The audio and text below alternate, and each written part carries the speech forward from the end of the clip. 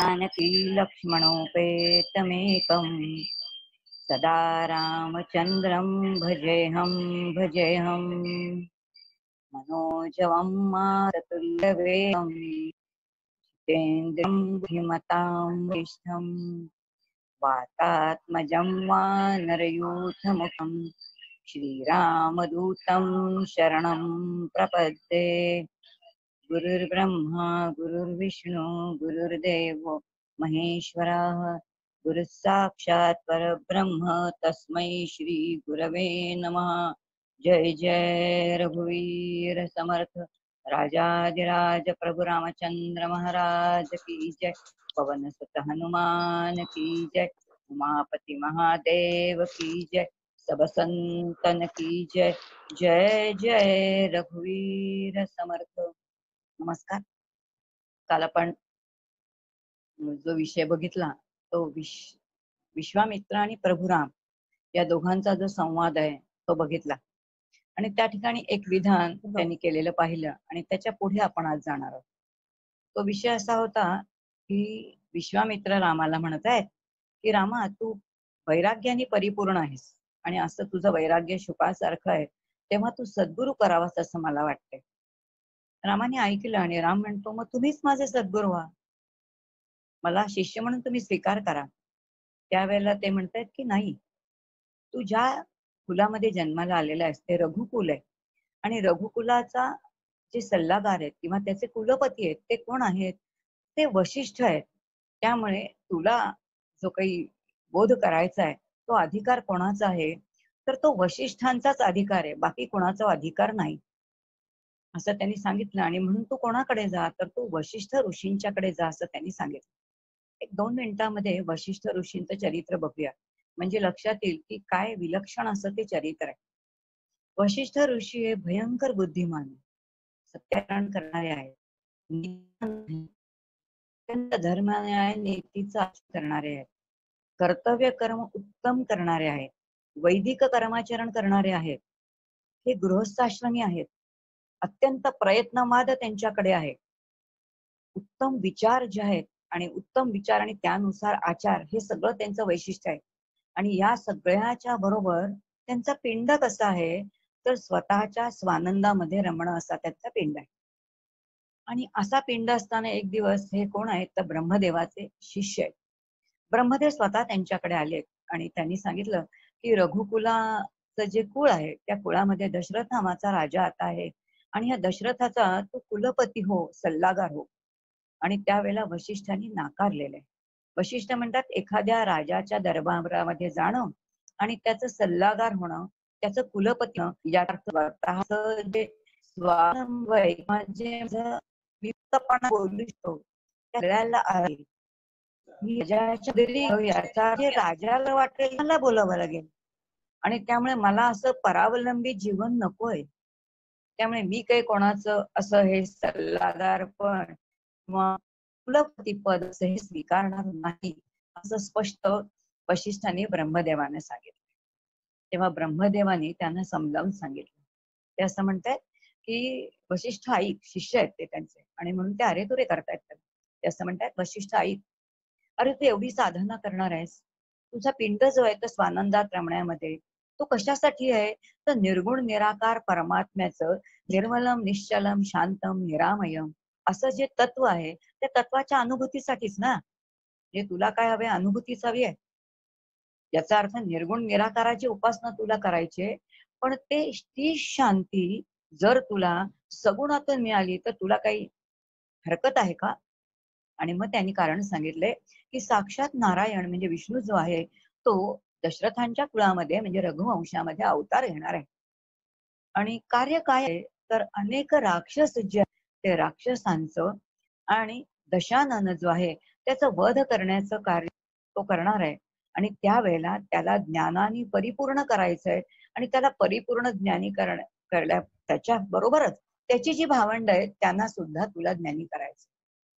आणि जर एवढं मोठं कार्य साक्षात नारायणाला शिकवण्याची जर संधी तुला मिळत असेल आणि ती सगुणामधून जर तुला त्या निरपेक्ष आनंदाची प्राप्ती होत असेल तर तू हे पद स्वीकारावंस असं मला वाटतं, असं ब्रह्मदेवांनी सांगितलं. आणि हे ऐकलं आणि मग मात्र वसिष्ठांना खूप आनंद झाला, की मला जी शांती, जी निरपेक्ष शांती, निरपेक्ष आनंद आणि संपूर्ण जे आहे ते मला अत्यंत कुठे मिळणार आहे, तर सगुणाच्या माध्यमातूनच मिळणार आहे.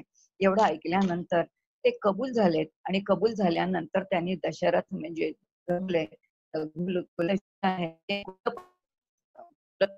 जे आहे ते स्वीकारलेले आणि अशा तऱ्हेने त्यांनी काय केलेलं आहे, तर ते आता कुठे आलेत, तर ते अयोध्येमध्ये आहेत. आणि म्हणून अयोध्येमध्ये दशरथाचे ते कोण आहेत, तर ते सल्लागार आहेत. दशरथ त्यांना काही विचारल्याशिवाय काही करतच नाही. आपण काल बघितलं रामराज्याची संकल्पना म्हणजे काय आहे. ऋषी सत्ता आहे तिथे आणि त्यामुळे प्रत्येक गोष्ट दशरथ राजे जे आहेत ते वशिष्ठ ऋषींना विचारूनच करतात. आणि आता विश्वामित्र ऋषींनी जेव्हा सांगितलं की रामा तू कोणाकडे जा, तर वशिष्ठ ऋषींकडे जा. एवढं सांगितल्यानंतर राम आता कुठे आलेला आहे, तर तो वशिष्ठ ऋषींकडे आलेला आहे. आणि वशिष्ठ ऋषींकडे आल्यानंतर आता तो शिष्य म्हणून आलेला आहे. कारण सांगितलेलं आहे की तुला ज्ञान मिळवायचंय आणि हे ज्ञान कोणतं आहे, तर हे आत्मज्ञान आहे. हे जर आत्मज्ञान तुला करून घ्यायचं असेल, आपण यज्ञामध्ये जे म्हणतो ना बारीक बारीक झाडाची पडलेल्या फांद्या असतात, सुकलेल्या फांद्या, तोडलेल्या नाही, वरून पडलेल्या फांद्या ज्या आहेत, तर त्या सुकलेल्या फांद्या त्यांना समिधा म्हणतात. त्या समिधा घेऊन जाणं याचा अर्थ सुकलेली जर समिधा असेल तर ती यज्ञात घातली तर चटकन काय होते, तर ती अग्नीला स्वीकारते. आणि ती जर ओली असेल तर ती पेटता पेटत नाही आणि जेव्हा ती समिधा पेटत नाही तेव्हा ती डोळे चुरचुर होते. म्हणजे ज्याने घातले त्याचे पण आणि आजूबाजूला जे आहेत त्याचे पण. आणि म्हणून समित पाणी याचा अर्थ कोरड्या समिधा, अंतःकरण अत्यंत मोकळं, खुलं अंतःकरण घेऊन सद्गुरूंकडे अनन्य भावे शरण जावं असा तो दंडक आहे. आणि असा हा समित पाणी म्हणून कोणाकडे गेलेला आहे, तर तो वशिष्ठ ऋषीकडे गेलेला आहे. आणि आता त्यांनी गेल्यावर सांगितलंय की असं असं मला विश्वामित्र ऋषींनी सांगितलंय की तुम्ही मला बोध करावा. आणि हा बोध कोणता असणार आहे, तर आत्मज्ञानाचा बोध करायचा आहे तुम्ही मला आणि त्यासाठी मी तुमच्याकडे आलेलो आहे. तर आम तिथे गेलेला आहे आणि मग त्यांचा संवाद सुरू झाला. आता हा जो संवाद आहे याला वशिष्ठ गीता किंवा रामगीता म्हणतात. वशिष्ठाने पूर्णपणाने रामाला केलेला बोध आहे. आणि आता पहिल्यांदा वशिष्ठांनी जो बोध केला त्याच्यामध्ये त्यांनी पहिला मुद्दा त्याला सांगितला की रामा, आता तुला जे कार्य करायचंय ते कार्य करण्यासाठी पहिल्यांदा विचार कर तुला काय मिळालेलं आहे. आपण बरेच वेळेला आपल्या लक्षात येत नाही की आपल्याला काय मिळालेलं आहे. समर्थ ज्याला म्हणतात की नरदेह एक घबाड आहे, त्याचा अर्थ मला नरदेह मिळालाय, मी मानव जन्मामध्ये आलोय आणि मानव जन्मामध्ये जे आहे तर मुळामध्ये पूर्ण विकसित अशी असणारी बुद्धी आहे, जो उभा असणारा जीव आहे. बाकी सगळे पशु कसे आहेत बघा, आडवे आहेत. म्हणतात ते गमतीने म्हणतात सगळे पशु आडवे आहेत.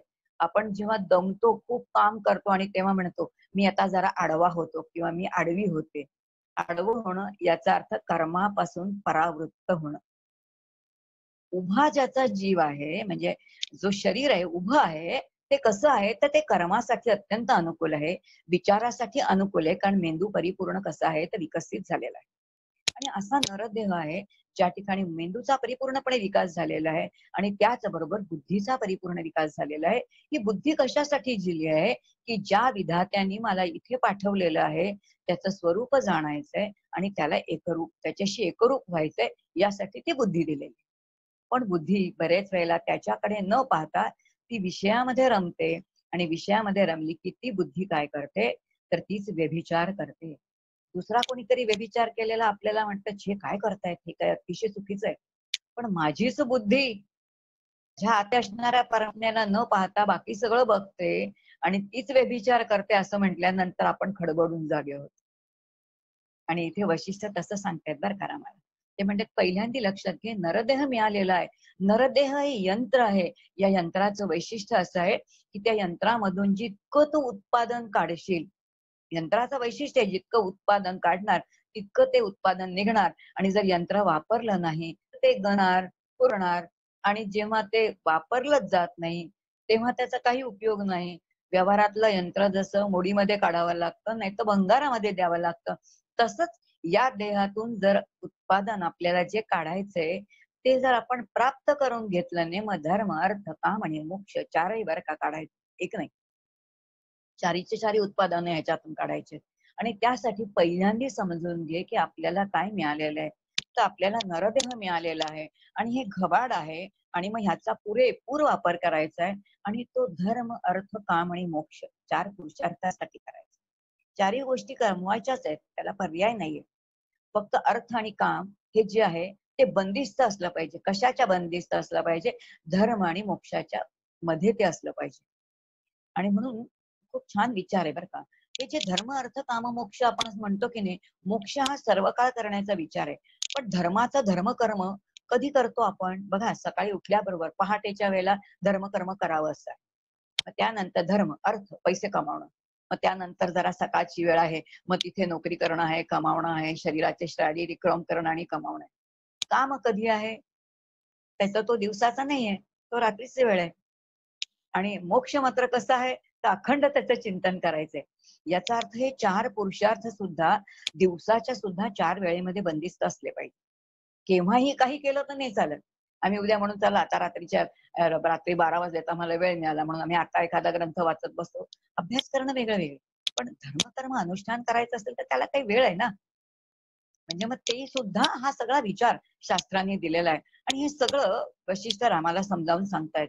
आणि म्हणून नरदेहासारखं घबाड आहे, याच्यातून तुला काय करायचंय, तर हे यंत्र मिळालेलं आहे आणि याच यंत्रामध्ये काल आपण बघितलं मंत्र आहे, त्या मंत्राचं तंत्र जाणून घ्यायचंय आणि ह्याच्यातून धर्म, अर्थ, काम, मोक्ष हे सगळंच्या सगळं कमवायचंय. हे सगळं तुला सांगितलं आणि म्हणून शरीराचं महत्व, नरदेहाचं महत्व सांग की नरदेह हा एकच देह असा आहे की जो परमार्थाला अत्यंत योग्य आहे.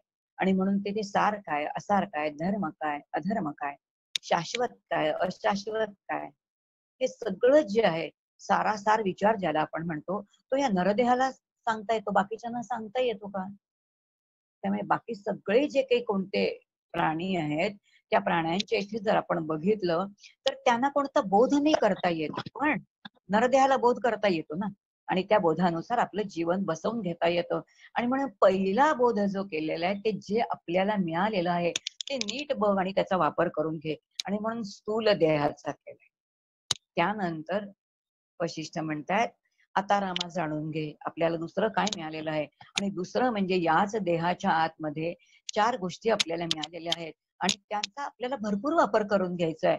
आणि ते सांगताना त्यांनी जो सूक्ष्म देह आहे त्या सूक्ष्म देहाचा उल्लेख केलाय. त्या सूक्ष्म देहामध्ये मन आहे, बुद्धी आहे, चित्त आहे आणि अहंकार आहे, ज्याला आपण अंतःकरण म्हणतो. आणि हे अंतःकरण, अंतः म्हणजे आत असणार, करण म्हणजे इंद्रिय. शरीराच्या आतमध्ये जे एक इंद्रिय आहे, जे इंद्रिय आपल्याला डोळ्यांनी दिसत नाही, पण जे सतत कार्य करणार आहे. आणि असं हे अंतःकरण काय आहे ना रामा, ते समजून घे आणि त्याचे सगळे व्यापार समजून घे. हे जेव्हा व्यापार तुला समजतील ना, तेव्हाच तुला कळेल की नेमकं काय घडतं. आणि म्हणून हे कसं आहे, तर हे अंतःकरण याचा अर्थ एकच इंद्रिय आहे, पण तरी सुद्धा त्याची कार्य मात्र वेगळी आहे. बघा, बरेच वेळेला आपल्याला डॉक्टर काका पण नेहमी सांगतात की हे इंद्रिय एकच आहे, पण त्याचं काम बदललं की नाव बदलतं. जसं ईश्वर एकच आहे बरं का. ईश्वर तत्व ज्याला आपण म्हणतो ना, ते ईश्वर तत्व एकच आहे. पण एकदा तो काय करतो, तो उत्पत्तीचं कार्य करतो, तोच स्थितीचं कार्य करतो आणि तोच लयाचं कार्य करतो. उत्पत्तीचं कार्य ईश्वराने केलं की आपण ब्रह्मदेव म्हणतो, स्थितीचं कार्य केलं तर त्यालाच विष्णू म्हणतो आणि लयाचं कार्य केलं तर त्यालाच शिवशंकर म्हणतो. हे जसं ईश्वराची 3 कार्य आहेत, ईश्वर एकच आहे, शक्ती त्या ईश्वराची एकच आहे, पण त्याची नावं जशी भिन्न भिन्न आहेत, अगदी त्याप्रमाणे आपल्या आतमध्ये असणारं जे अंतःकरण आहे, ते अंतःकरण एकच आहे, पण त्याचं काम मात्र 4 आहेत. एक जर आहे तर ते स्फुरण आहे आणि ते स्फुरण म्हणजे आकाशाचं आहे आणि म्हणून ते निर्विकल्प आहे. अखंड काहीतरी स्फुरण आपल्या आतमध्ये होतच असतं. मला हे हवंय, मला ते हवंय, मला असं करायचंय, मला ते करायचंय, मला हे बघायचंय, मला हे मिळवायचंय, मला हे वाचायचंय. हे आतमध्ये अखंड होणारं स्फुरण आहे, हे निर्विकल्प आहे. त्यानंतर येणारं मन आहे. हे मन आकाशात, मन जे आहे ते वायुतत्वाचं आहे आणि वायुतत्वाचं असणारं मन त्याचं काय काम आहे? तर संकल्प आणि विकल्प करणं, की मला हे आत्ता करायचं की मग करायचं? असं करावे की तसं करावं? करावं किंवा करू नये? एखादा विचार मनामध्ये येणं आणि बरोबर त्याला छेद देणारा, त्याच्या विरोधामध्ये दुसरा येणारा विचार, हे जे काही काम आहे हे कोणाचं आहे? तर ते मनाचं कार्य आहे. आणि असं हे मन वायुतत्वाचं बनलेलं आहे. मग त्यानंतर येणारी तेजतत्वाची बुद्धी आहे. आता तेज तत्वाची बुद्धी आहे. बुद्धीचं काय काम आहे? तर निर्णयात्मका वृत्ती किंवा निर्धारात्मका वृत्ती. निर्धार करणं, निश्चय करणं, निश्चयात्मिका वृत्ती असं पण म्हटलं जातं. म्हणून निश्चयात्मिका वृत्ती, निर्धारात्मका वृत्ती, निर्णयात्मका वृत्ती असे अनेक नावं तिला दिलेली, की जी निर्णय करणारी आहे, निश्चितपणाने सांगणारी आहे. त्याला बुद्धी म्हटलेलं आहे. ही तेजतत्वाची आहे. आणि त्यानंतर येणारं चित्त जे आहे ते जलतत्वाचं आहे. अवधारण करणं, धरून ठेवणं हे त्याचं काम आहे. आणि अहंकार जो आहे तो पृथ्वी तत्वाचा आहे. अत्यंत स्थूल आहे. पृथ्वी तत्व म्हणजे बघा पहाड आहे, जमीन आहे. ती तोडायचं असेल तर फार वेळ लागतो, फार श्रम करावे लागतात त्याला.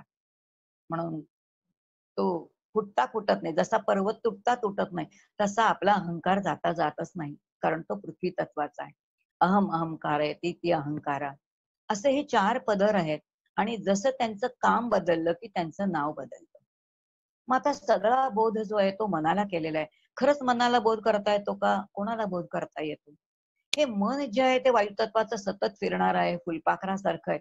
पण हेच मन जेव्हा एका ठिकाणी स्थिर राहतं आणि एखादी गोष्ट धरून ठेवतं, याचाच अर्थ मनाने, विचारांनी मन जेव्हा परिपक्व होईल आणि एखाद्याच गोष्टीला ते धरून ठेवलं जातं, तेव्हा तेच चित्त होतं. आणि म्हणून डॉक्टर काका नेहमी सांगतात, अभ्यास कशाने करायचा? चित्तवृत्तीने करायचा. ध्यानाला बसल्यानंतर कशाची आवश्यकता आहे? चित्तवृत्तीची आहे. अभ्यासाला कसली आवश्यकता आहे? चित्तवृत्तीची आहे. हे सगळं जे काही आता रामा, तुला शस्त्र चालवायची आहेत, अस्त्र चालवायची आहेत, तुला राज्य करायचंय, तेव्हा बुद्धीचा वापर करायचा आहे. आणि बुद्धी जितकी सूक्ष्म असेल, तितका तुझा निर्णय योग्य असणार आहे. आणि जर निर्णय योग्य असेल, तर बुद्धीला धार लावली पाहिजे. बुद्धी सूक्ष्म झाली पाहिजे. आणि बुद्धी सूक्ष्म करायची असेल, तर ती एकाकार असली पाहिजे. एकाकार असली पाहिजे याचा अर्थ त्याला अंतःकरणामध्ये एकच कोणता तरी विषय असला पाहिजे. एखादाच मंत्र असला पाहिजे. आता हे बुद्धी सूक्ष्म करण्याचा मुळाचा जो आहे, तो हा मूळ विचार आहे, की जी अंतःकरण वृत्ती 10 इंद्रियांमध्ये पांगलेली आहे, ती 10 इंद्रियांकडून काढून घेणं, तिला अंतर्मुख करणं आणि एका ठिकाणी कुठेतरी रमवणं. आता हे सगळं समजवण्यासाठी वशिष्ठ ऋषी रामाला ह्या सगळ्या इंद्रियांचं कार्य कसं चालतं हे सांगतायत. आणि म्हणून स्थूल देह तुला मिळालेला आहे, म्हणजे नरदेह मिळालेला आहे. ह्याच्याच आतमध्ये सूक्ष्म देह जो आहे, तो सूक्ष्म देहही मिळालेला आहे. आणि आता ह्याचं कार्य समजून घे.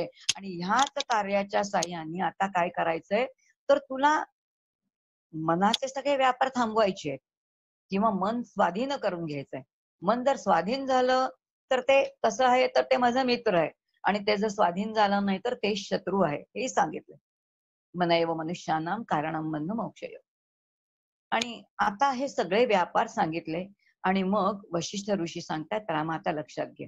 यानंतर तुला काय करायचंय, तर यानंतर तुला चित्त जे आहे ना, ते चित्त नित्य जे आहे ते जागृत ठेवायचं.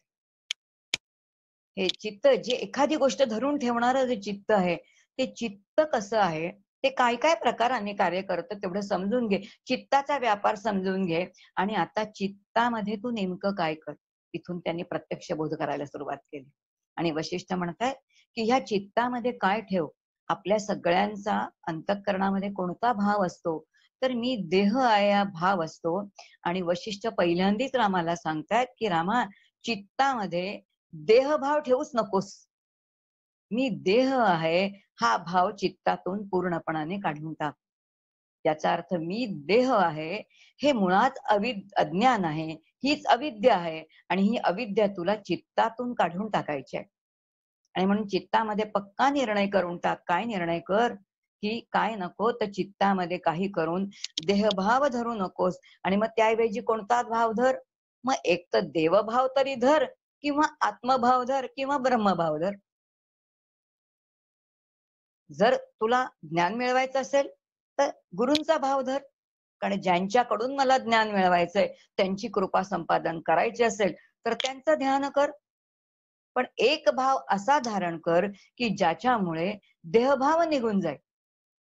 म्हणून चित्तामध्ये देहभाव काही असेल, तरी तो धरू नकोस असं सांगितलंय. आणि काही झालं तरी चित्तामधलं देहभाव तू काढून टाक.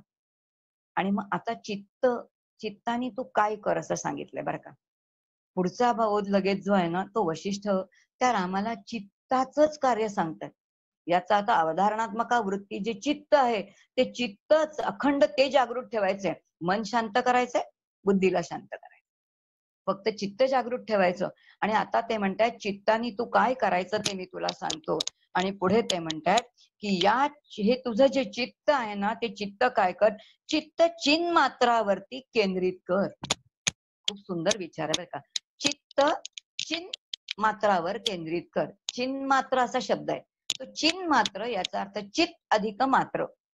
चित्त याचा अर्थ बरेच वेळेला बघा आपण काकांकडून हा विषय खूप ऐकलाय. चित्त याचा अर्थ ज्ञेय निरपेक्ष ज्ञान, ज्याला असणारं ज्ञान म्हणतात. संपूर्ण विश्वामध्ये प्रत्येक गोष्ट ज्ञान स्वरूपच आहे. आणि ज्ञान स्वरूप असणारी ती गोष्ट जी आहे ते ज्ञानाशिवाय दुसरं काहीच नाही. मग हे जे ज्ञान आहे हे निरपेक्ष ज्ञान आहे. ज्ञेय निरपेक्ष असणारं ज्ञान, याचा अर्थ असणारं ज्ञान, निरपेक्ष ज्ञान, हे जे आहे ते चित्त आहे. आणि मात्र म्हणजे केवळ, त्याला कोणतीच उपाधी नाही. आपण एखादी गोष्ट म्हणतो बघा की हे पुस्तक आहे, आता जे पुस्तक आहे म्हटल्यानंतर पुस्तकाला एक रूप आहे, पुस्तकाला एक नाम आहे. आणि मग नामरूपाच्या पाठीमागे त्याचं अस्तित्व आहे. जे असणारं अस्तित्व आहे ते आपल्याला कळणारं आहे. आणि ते कळणारं असल्यामुळे त्या पुस्तकाचा आपल्याला उपयोग आहे म्हणून आपल्याला ते प्रिय आहे. आणि जेव्हा त्याचा उपयोग नसतो, रद्दीत जातं, तेव्हा ते रद्दीत टाकून देतो. आणि घरातला कचरा म्हणून पण आपल्याला आनंदच होतो. म्हणजे विश्वातली प्रत्येक गोष्ट भाव आणि अभाव दोन्हीनी आपल्याला आनंद देणारी अशीच आहे. आणि म्हणून इथे ज्ञेय ज्ञान आहे. म्हणून जे जे साकार आहे इथे आपल्याला काही चिंता न करणं आहे.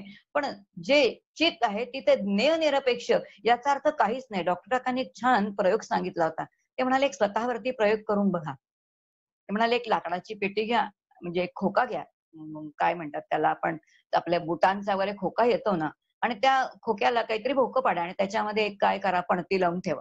त्या भोकातून काय येईल तर सगळा प्रकाश बाहेर येईल. आणि आता एक प्रयत्न असा करा की ती भोकं फक्त साध्या कागदाने बुजवून टाका. कागदाने बुजवल्यानंतर लक्षात येईल की पणती आतमध्ये पेटतीये पण प्रकाश बाहेर येत नाही. याचा अर्थ प्रकाश आतमध्ये नाहीये का? तसं नाहीये.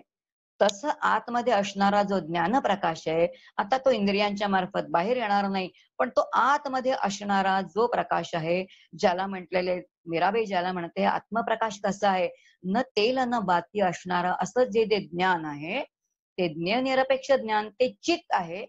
आणि मात्र म्हणजे केवळ त्या निरपेक्ष चित्तवरतीच लक्ष ठेवा, बाकी काहीच ध्यान करू नकोस.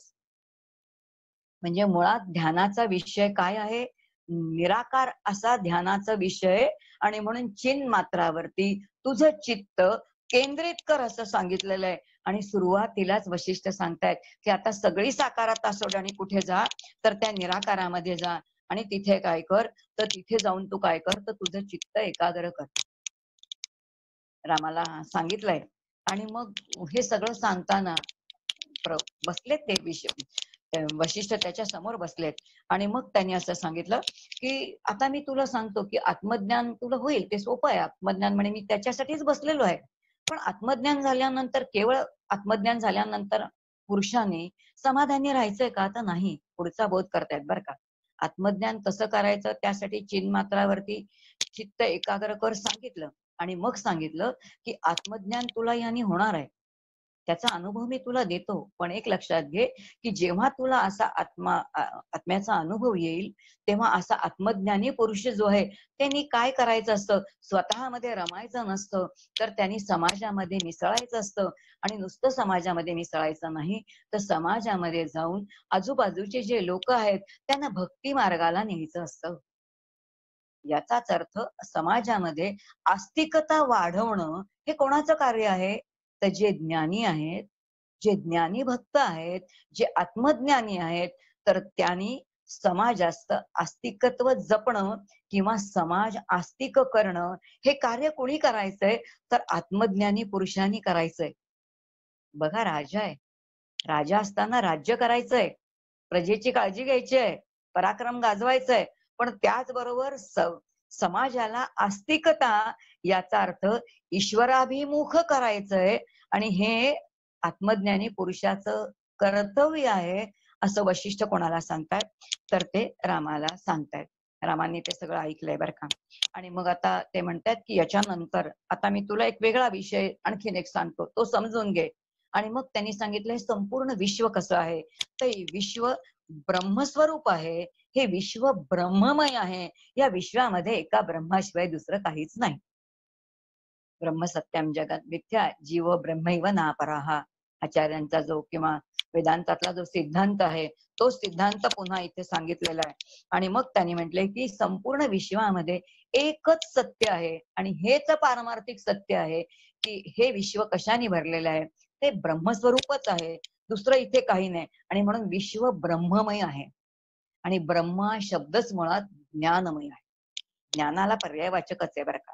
पण ते कसं तर ते ज्ञेय आपण आता जे बघितलं ते म्हणजे ज्ञेय निरपेक्ष ज्ञान चित अशा स्वरूपाने.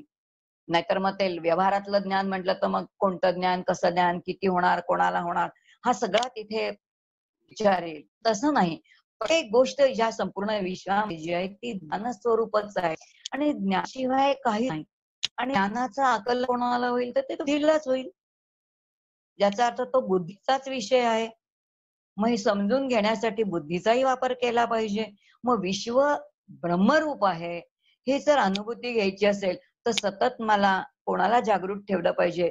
तर बुद्धीच्या साहाय्याने ते समजून घेतलं पाहिजे आणि लगेच चित्ताचं काय आहे, तर चित्ताने ते ग्रहणही केलं पाहिजे. हे कसं काय ग्रहण करायचंय सगळं ते सांगतायत.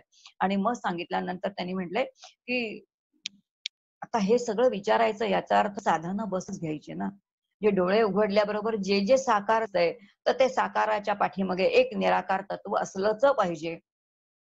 आता जे दिसल्याबरोबर कोणतीही गोष्ट दिसू दे, ही साकार आहे ना, मग साकाराच्या मागे निराकार आहे.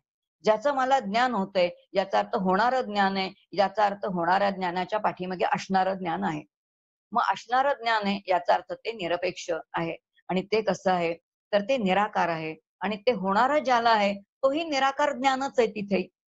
आता हा चिंतनाचा विषय, अखंड चिंतनाचा विषय आणि असं चिंतनाने सगळं समजून घ्या असं सांगितलंय. आणि मग यानंतर मनाचं कार्य सांगितले बरं का. असा कुठे बोध येत नाही. पण वशिष्ठ खूप छान रामाला समजावून सांगतात. वशिष्ठ असं म्हणतात, सगळेजण म्हणतात मन हे वायू तत्वाचं आहे. ते आता सारखं काय असं आहे, तर ते वायू जसा इकडे-तिकडे वारा जातो, तसं ते मन सारखं इकडे-तिकडे जात असतं. हे मनाचं कार्य समजून घे. मन कधी स्वस्थ राहणार नाहीच. मन इथून तिथे जाणारच आहे. त्या मनाचं कार्य समजून घे. हे मन काय करणार आहे? सतत बुद्धीकडून एखादं काहीतरी आतली आज्ञा घेईल आणि ते इंद्रियांच्या मार्फत या जगामध्ये जाईल आणि त्या विषयाकार होणारच आहे. कारण ते मनाचं कार्य तसं आहे. पण त्याचं कार्य समजून घे आणि कार्य समजून घेतल्यानंतर काय कर, तर मनाला काय करायचंय तर सावध करायचंय. 3 गोष्टी सांगितल्यात बरं का. मनाला सावध करणं. आता मनाने मनाला सावध करणं याचा अर्थ माझं मन कुठेतरी पळतंय, इकडे जाते, तिकडे जाते. आपल्याला कळतं का हो? नाही कळत. मंदाते खूप छान देतात. मंदाते म्हणतात एक आपल्यावरती प्रयोग करा. डोळे मिटून जरा बसलात की लक्षात येतं की खूप विचार माझ्या मनामध्ये येतायत. पण माझ्या मनात खूप विचार येतायत आणि जातायत. हे कुणाला कळलं? जो डोळे मिटून बसला त्याला कळलं, की माझ्या मनात विचार येतायत आणि जातायत. तसं त्या म्हणाल्या बघा लौकिकामध्ये आपल्या घरी जर लग्न असेल, लग्नाला खूप पाहुणे आले, तर पाहुणे आले आणि गेले असं कुणाला कळतं? जी घरातली गृहिणी नित्य घरामध्ये आहे, तिला कळतं की आले पाहुणे आणि गेले. जी घरात स्थिर आहे तिला कळतं आले पाहुणे आणि पाहुणे गेले. तसं मनाने अंतःकरणामध्ये जो स्थिर झालेला आहे, त्याला कळतं की माझ्या मनात विचार येतायत आणि आता हे माझं मन या विचारांच्या मागे गेलं. आता हे मन माझं त्या विचारांच्या मागे गेलं. आता मन या विचारांच्या मागे गेलं, की त्या मनाला तिथून पुन्हा आणायचं आणि कुठून तरी मुळात स्वस्वरूपापाशी आणायचं. ही जी काही कसरत आहे, तसं मनाला सावध करणं. म्हणून माझं मन कुठे-कुठे जातंय, माझी वृत्ती कुठे-कुठे जातीये. वृत्ती माघारी फिरवणं म्हणतात त्याला. वृत्ती माघारी फिरवणं तिकडे वृत्ती का गेली? तर चिंतनच आहे आता संपूर्ण वृत्तीचा अभ्यास म्हणजेच जर चिंतन असेल. म्हणून मनाला सावध करणं पहिला विचार सांगितलाय. दुसरं सांगितलंय मनाने मनाचं निर्दालन करणं. हे खूप अवघड आहे. मनाने मनाचं निर्दालन करणं, ज्याचा अर्थ मनाचं मनपणच मोडून काढणं. निर्दालन करणं याचा अर्थ त्याचा वधच करणे. मीच माझ्या मनाला मारून टाकायचं आणि मीच माझ्या मनाला मारायचं. आता ते ध्यानामध्ये नाही येणार बरं का. मग मनात एक खूप आणखीन एक सुंदर विषय काय म्हणतात, मनाला जर मारायचं असेल ना, तर त्याचा सराव आपल्याला लौकिकातून करायला लागतो. लौकिकामध्ये मला जर आता शिरा खावासा वाटला, तर त्या म्हणतात की मनाला सांगायचं, आज तुला शिरा देणार नाही बरं. दिलाच नाही ना, तर ते मन बंड करून उठतं आणि उफाळून उठतं. कारण अंतःकरणावरती वासना मग आणखीन ठसा उमटत.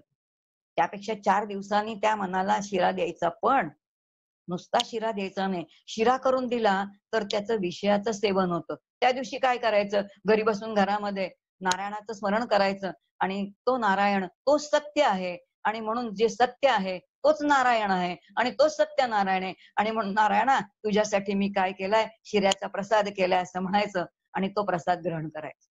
याचा अर्थ विषय ग्रहण नाही केला शिरा, प्रसाद ग्रहण केला. मनाला मारायचं. जे जे मन मागेल ना ते द्यायचंच नाही. म्हणून मनाचं निर्दालन करणं, म्हणून मनाचं निर्दालन करणं ही दुसरी साधना सांगितले. आणि तिसरी साधना सांगितले, मनाने काय करायचं? मनानेच अनुसंधान ठेवायचं. मनाशी अनुसंधान ठेवायचं. माझं मन कोणाचं स्मरण करतंय? काय आठवतंय मनाला? मनाला आत्ता पती आठवतोय, मनाला आत्ता काय आंबा आठवतोय, तर मनाला आत्ता आणखीन काय आठवतंय, की मला आता परमात्मा समर्थ आठवतायत, की मला राम आठवतोय. आता हे दुसऱ्या कोणाला कसं कळणार? माझं मलाच कळणार, की माझ्या मनाला कोण आठवतंय. याचा अर्थ माझ्या मनाला अनुसंधानाचा काय विषय द्यायचा, ते दुसऱ्या कोणी ठरवायचं. म्हणून मनाला जो अनुसंधानाचा विषय द्यायचा आहे, मनाने मनाचं अनुसंधान करणं.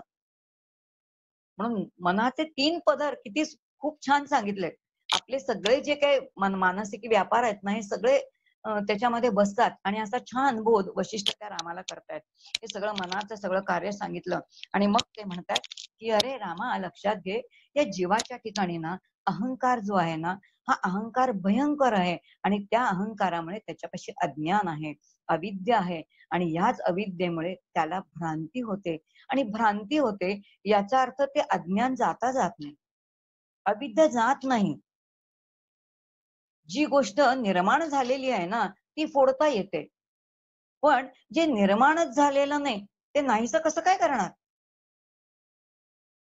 मग जे निर्माण झालेलं आहे, ते नाहीसं जर होतं आणि जे निर्माण झालेलं नाही, ते नाहीसंच होत नाही, हा सिद्धांत आहे बरं का. थोडा सिद्धांत समजून घेतल्याशिवाय लक्षात नाही. जे जे निर्माण झालेलं आहे, एखादा बाबा घट निर्माण झालाय, तर तो फुटला जातो. अलंकार निर्माण झालाय, तर ते पुन्हा काय झालं, तर तो अलंकार मोडता येतो. हे सगळं करता येतं. पण डॉक्टर काका म्हणतात, दोरीवरती दिसलेला साप कशाने मारणार? त्याला गोळी पाहिजे, त्याला बंदूक पाहिजे, त्याला तलवार पाहिजे का काय पाहिजे? कारण जो निर्माणच झालेला नाहीये, तो भासमयच आहे. आणि जर भासमय असेल, तर तिथे ज्ञानच पाहिजे, दुसरं काही चालतच नाही ना. याचा अर्थ जे प्रत्यक्ष निर्माण झालंय ते नाहीसं का होईल, पण जे प्रत्यक्ष निर्माणच झालेलं नाही ते नाहीसं होणारच नाही. मग तिथे ज्ञानाचाच विचार करायला लागेल, पण असं आपल्याला पटत नाही आणि म्हणून अहंकाराच्यामुळे जीवाकडे भ्रांती आहे. याचा अर्थ जे आहे जसं आहे तसं न दिसता आपल्याला ते भिन्न आहे असं वाटतं आणि हेच काय आहे, तर ही भ्रांती प्रत्येक जीवाला आहे. पण जो जो जीव जन्माला आलाय तो 3 दोष घेऊनच आला. पहिला म्हणजे मलदोष आहे, दुसरा विक्षेप दोष आहे, तिसरा आवरण दोष आहे आणि आवरण दोषामध्ये काय आहे, तर ती सगळी भ्रांतीच आहे. आणि भ्रांतीमध्ये पहिल्यांदी माझं स्वतःचं स्वरूप कळत नाही. मी शरीर आहे असंच वाटतं. म्हणून माझा देह हा मला सत्य वाटतो.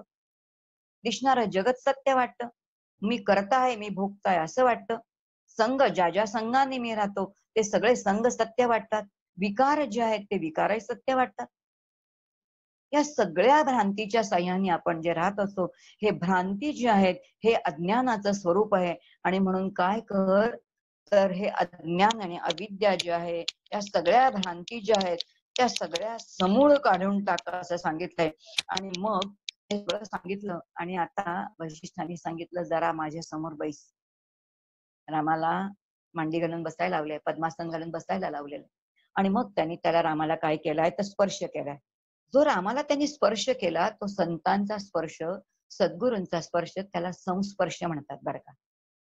तुमचा आमचा स्पर्श आहे आणि त्यांचा संस्पर्श आहे आणि त्या संस्पर्शामधून दीक्षा देता येते. दीक्षा याचा अर्थ क्षणार्धात दीयते सा दीक्षा. त्यांच्यापाशी जे सामर्थ्य आहे ते सामर्थ्य क्षणामध्ये संक्रमित करण्याचं त्यांचं सामर्थ्य आहे आणि म्हणून त्यांनी समाधीचा अनुभव जो आहे तो त्यावेळेला रामाला दिला.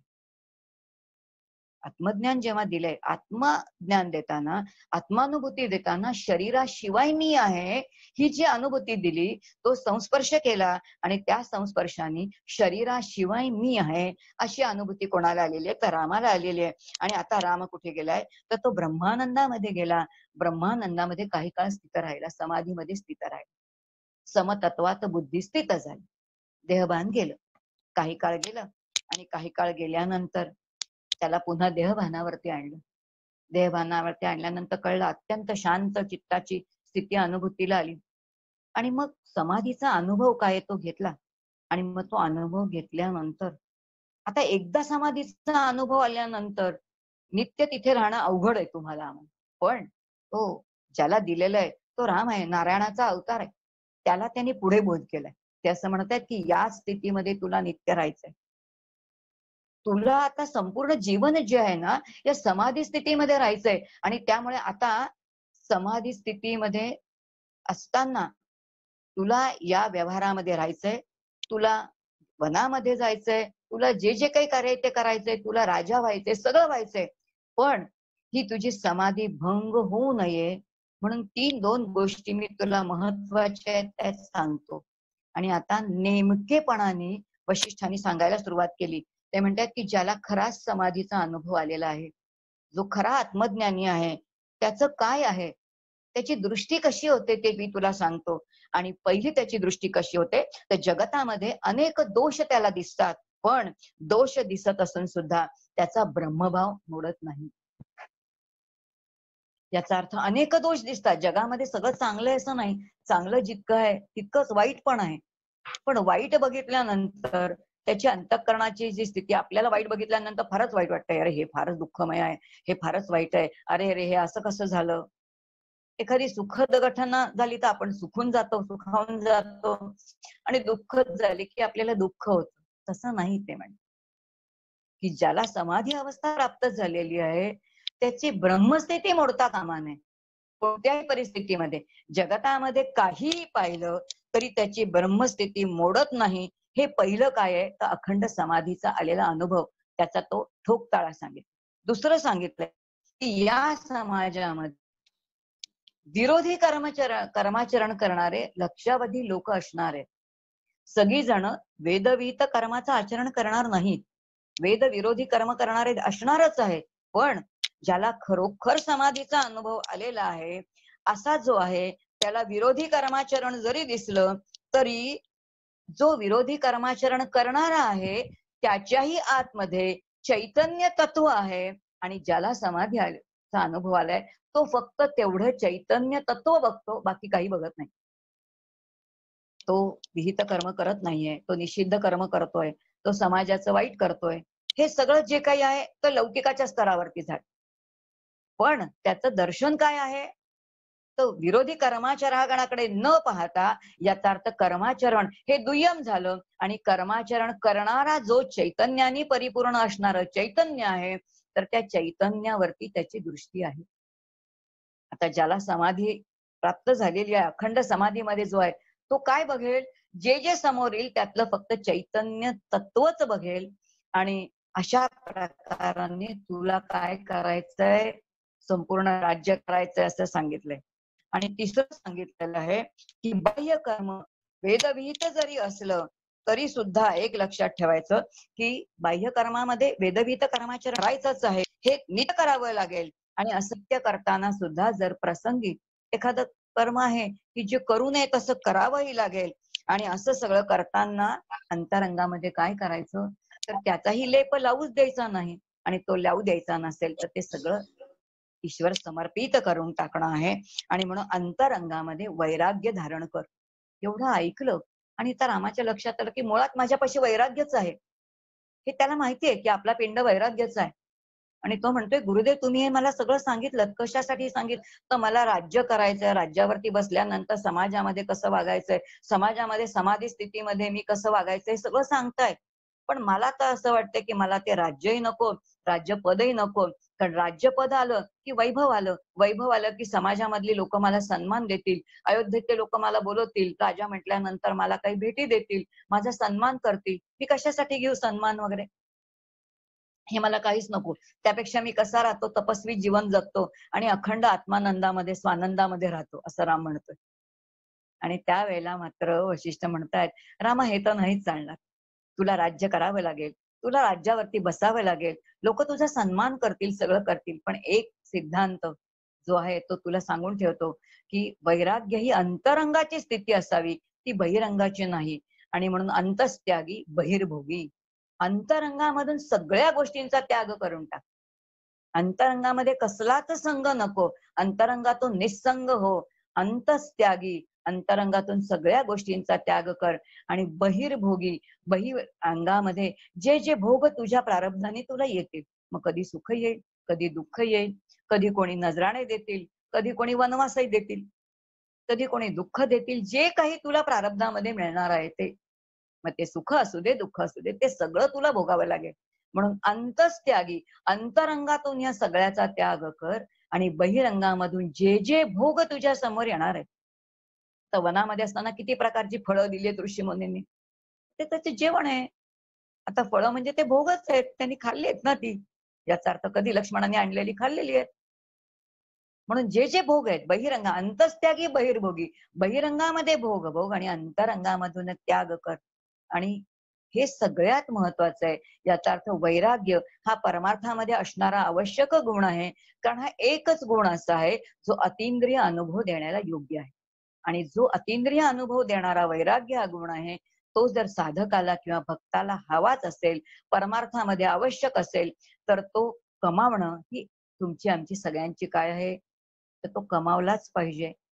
आणि म्हणून वैराग्यापरते भाग्य नाही असं समर्थ म्हणतात. आणि वैराग्य नाही ते काय आहे, तर ते भिकारीच असं समर्थांचे शब्द आहेत. आवडणार नाहीत आपल्याला म्हटलेले, पण ते सत्य आहे ना. आणि म्हणून वैराग्य कसं असू दे, तर अंतरंगामध्ये असू दे. अंतस्त्यागी बहिर्भोगी, लोके विहर राघव किंवा लोके विचर राघव, दोन शब्द वापरलेत त्यांनी. की अंतरंगामधून या सगळ्या विषयांचा त्याग करून टाक. आणि बहिरंगामध्ये मात्र तू काय कर, तर बहिरंगामध्ये जे जे भोग होतील ते भोग, पण ते प्रसाद म्हणून भोग. कारण का असतील तर ते तुझ्या प्रारब्धाचं कर्म आहे. प्राक आरभ्य, प्राक म्हणजे पूर्वी, पूर्वी ती काहीतरी सत्कर्म केली असतील आणि म्हणून ती कधी कर्म फलाभिमुख झाली नाहीत. आता ती आरभ्य म्हणजे ती कर्म आता फलाभिमुख झाली आहेत आणि म्हणून तुला सुख आणि दुःख मिळत आहे.